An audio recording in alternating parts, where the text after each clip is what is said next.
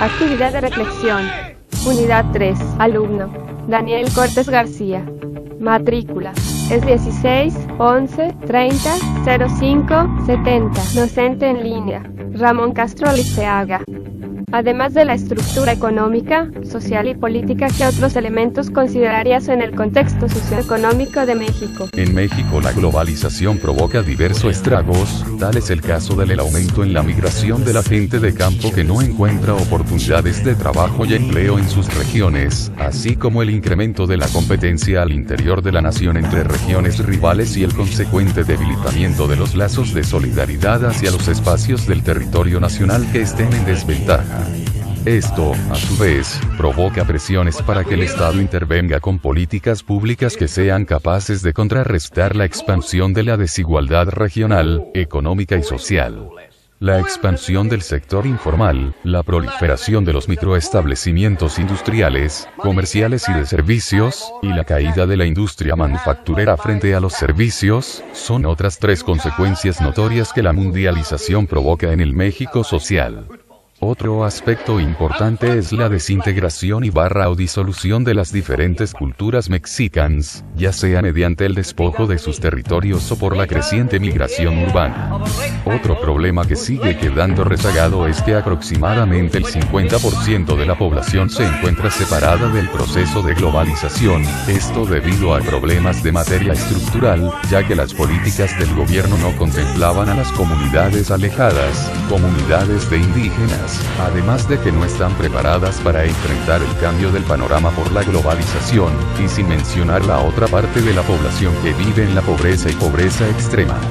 Otro problema es desde que la primera universidad tecnológica fue inaugurada por los años de 1999 y cuando llegaron las transnacionales en el 95 no encontraron mano de obra calificada y optaron por traerla del extranjero.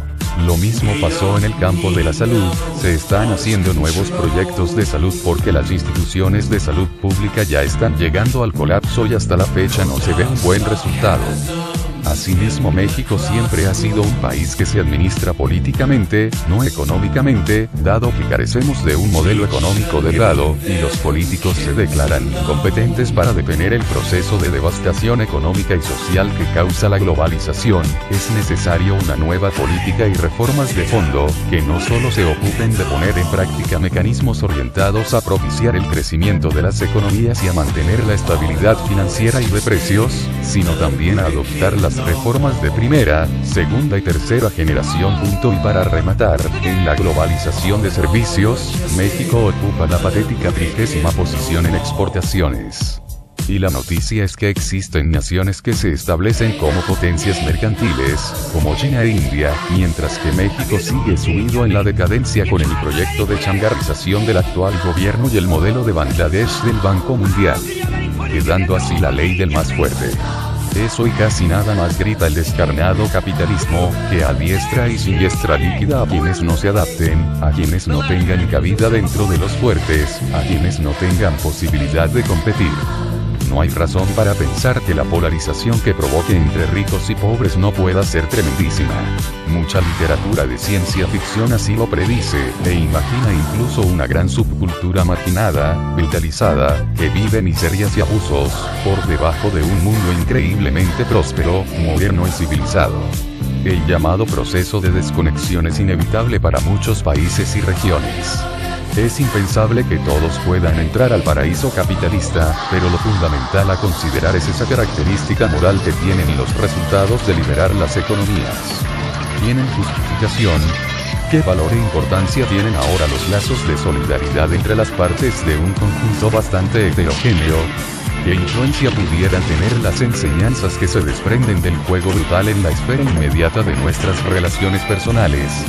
Vaya que la moraleja más obvia es cruel, es egoísta y es indiferente como la naturaleza misma, y vaya que esta y sus leyes se imponen hasta en los libros de economía y en las políticas más razonadas de los estados. Y la verdad es que ya no son nuestros estados tan simples como para poder resolver con la razón intervencionista del gobierno una situación tan compleja como la actual. ¿Pudimos haber dejado cerradas las puertas? No definitivamente, pues las presiones eran enormes. La tarea de hoy no es otra sino el duro trabajo.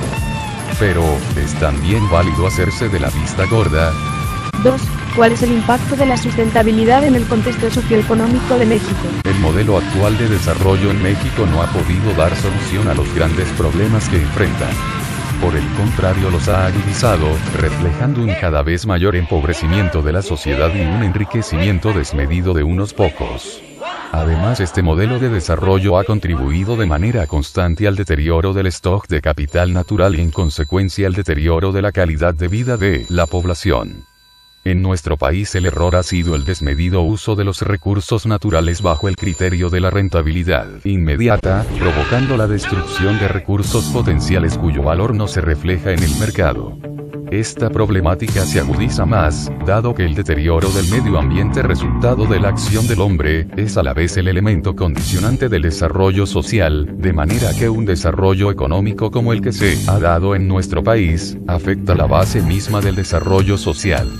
Por tanto, a pesar del crecimiento económico nacional no se ha tomado en cuenta la preservación del ambiente, por el contrario, se ha venido degradando cada vez más, debido, probablemente, a la visión cortoplacista de la satisfacción de las necesidades económicas. ¿Qué modelo socioeconómico consideras que puede superar la crisis en que vivimos? Para que cada habitante de este país accediera a una mejor distribución de la riqueza, se requiere que cada compatriota acceda de forma menos accidentada y adversa a la salud, a la educación, a la vivienda, a la cultura, al trabajo y a todo aquello por lo que la mayoría de los que trabajamos, aspiramos. Una vida digna, una sociedad donde impere la justicia social y no la injusticia social. Por eso, es que urge una nueva orientación económica que aproveche lo mejor del pasado, de nuestra historia en todos los sentidos, y logre conjugar lo mejor del presente y de las propuestas más prometedoras. Que logre aprovechar y poner en marcha todo el capital privado que sea posible y lo articule con todo el Estado que sea necesario. Lo que tenemos que hacer es trascender de un modelo económico que solo ayuda, empodera y acumula enormes riquezas para menos de un 2% de la población nacional, que mantiene bajo su control poco más del 60% de la riqueza del país. Hablar de un cambio profundo, tal vez radical, del modelo económico es fundamental en nuestros días, porque no podemos, ni debemos, quedarnos pasmados ante los efectos de los distintos tipos de crisis que ya le han costado mucho a México. ¿Cómo se puede desarrollar la infraestructura de las telecomunicaciones y la información en México? Para comprender las telecomunicaciones en México hace falta partir de un hecho. El fin de dos grandes monopolios de la comunicación en México, Televisa y Telmex. La empresa televisiva ha sido determinante en la concepción y expansión de las redes de telecomunicación en México. Telmex forma parte de las telecomunicaciones y está entre las empresas más grandes del mundo. Debe recordarse que del monopolio derivó una política de muy escaso desarrollo, contándose por décadas un promedio de 5 teléfonos por 100 habitantes. Entre sus logros debe mencionarse un incremento en la calidad y abanico de servicios, una digitalización de la red que toca el 100%, contra un 29%. En 1998, Telmex cuenta con un programa de desarrollo, Fundación Telmex, que atiende las diferentes vertientes sociales de las telecomunicaciones.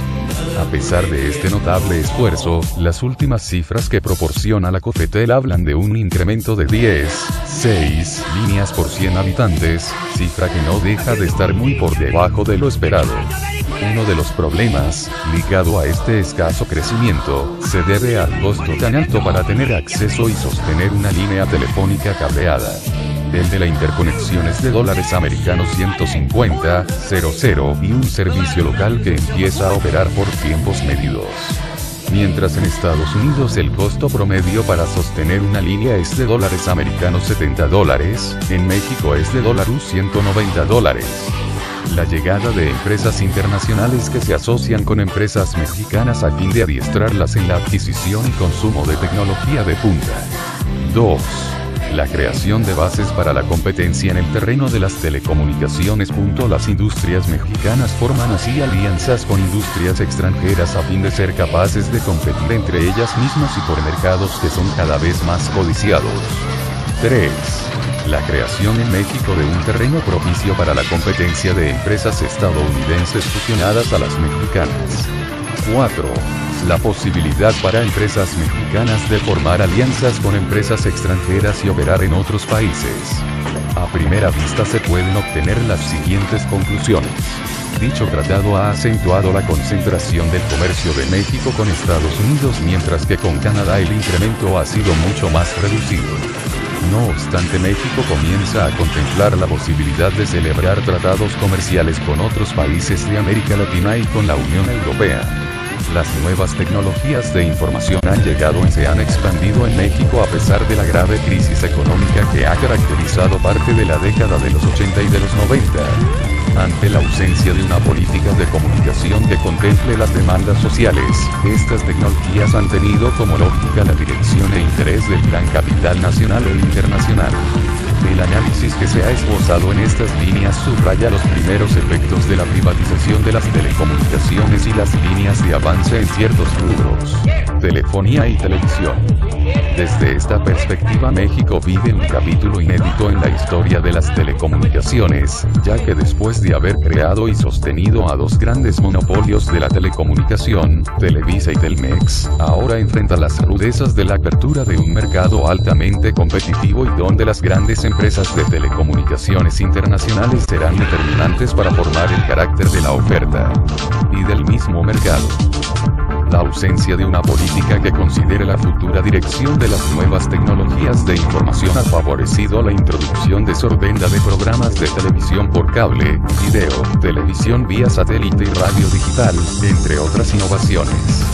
Una de las consecuencias de primer orden ha sido abrir un mercado que parecía cerrado a la competencia, pero como consecuencias de segundo orden debe mencionarse una penetración acelerada de programas estadounidenses, generándose una crisis de producción nacional cinematográfica y televisiva. Al no existir una política que frene la llegada de este tipo de programas, se genera una crisis cultural que se manifiesta de dos formas: el predominio del inglés en estos programas y la ausencia de contenidos que tengan relación directa con la cultura mexicana y latinoamericana. La velocidad con la cual México ha decidido introducirse en la revolución de las imágenes deja en un segundo plano la realización de proyectos a corto y mediano plazo que le encaminen a definir su participación en la era digital.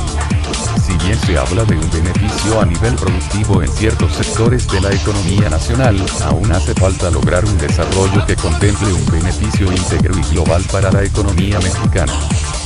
¿Qué situaciones globales pueden generar crecimiento en nuestra economía? El crecimiento económico es posiblemente el misterio más grande para la ciencia económica y por esto mismo es posiblemente un área de atención y debate entre economistas y hacedores de políticas públicas, pero a pesar de esto existen algunos puntos en donde todos estamos en lo general de acuerdo. La educación favorece el crecimiento incrementando el capital humano. Los países que invierten más en educación superior logran mayor productividad y reducen los costos de oportunidad de la investigación y desarrollo. La innovación de productos y procesos está vinculada al crecimiento económico. Una mejor recaudación sumada a un mejor gasto público, no necesariamente mayor, favorece estabilidad macroeconómica y el crecimiento. Una mejor distribución de la riqueza favorece la estabilidad y la competencia. Un marco legal claro y Estado de Derecho que proteja los derechos de propiedad favorece el crecimiento. Países con mal manejo macroeconómico, malas condiciones legales, mercados crediticios que funcionan mal, sistemas educativos deficientes, no innovan lo suficiente, tienen menor productividad, estabilidad y menor capacidad de crecimiento. Entre los problemas más obvios de la economía mexicana están los aspectos financieros, impositivos, falta de innovación y un sistema legal que no favorece el respeto a derechos de propiedad. Todos estos factores y sus ramificaciones impactan negativamente en las perspectivas de crecimiento. Tenemos una mala recaudación de impuestos. No existe un pago progresivo, el esquema está plagado de exenciones y condonaciones de impuestos a grandes grupos empresariales. El resultado es una disminución de la capacidad del Estado de proveer bienes y servicios públicos de calidad. Otorga demasiado peso a la contribución de las clases medias y bajas que suelen ser las que más consumen, afectando así el mercado interno y favoreciendo la desigualdad. La menor recaudación impone un menor gasto en infraestructura, lo que implica un impacto por el lado de la productividad. El sector financiero causa otro lastre para el crecimiento, al no colocar el crédito de forma eficiente entre los que desean ahorrar y los que tienen la necesidad de invertir. La falta de financiamiento se vuelve una barrera de entrada y favorece la concentración de los mercados. Solo empresas lo suficientemente grandes para obtener financiamiento sobreviven, disminuyendo la competencia y volviéndose un factor en contra de la innovación, ya que el proceso de innovación entre pequeñas empresas es muy dependiente del acceso al crédito. El progreso técnico que produce crecimiento económico a largo plazo proviene de la capacidad de generar innovaciones, nuevos productos, procesos y mercados que resultan de actividades de investigación y desarrollo deliberadas impulsadas por la competencia en el mercado. La mala recaudación y el mal funcionamiento del crédito afectan por distintos canales este proceso.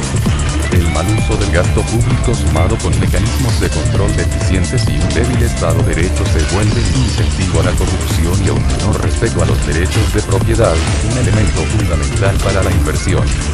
Por último, la elevada desigualdad en México es un factor importante que puede explicar un poco la falta de crecimiento. Evidencia histórica en diversos países refiere que en los periodos de mayor concentración de la riqueza la capacidad innovadora de los países disminuye, al generar barreras de entrada artificiales a los mercados, transformando industrias con potencial competitivo en mercados oligopólicos donde la fuente del poder de mercado no es la innovación sino un poder desproporcionado para bloquear nuevos entrantes. Teniendo esto en cuenta, no resulta de ninguna forma sorprendente el desempeño mediocre de la economía mexicana. Durante mucho tiempo ha permitido que diversos factores negativos al crecimiento se presenten. Reformas estructurales como lo fue la laboral no pueden resolver los problemas de crecimiento, hace falta mucho más. De inicio, reconocer cuáles son los mayores problemas. Las reformas estructurales no pueden solucionar los problemas si el Estado no tiene la autonomía suficiente para hacerles frente.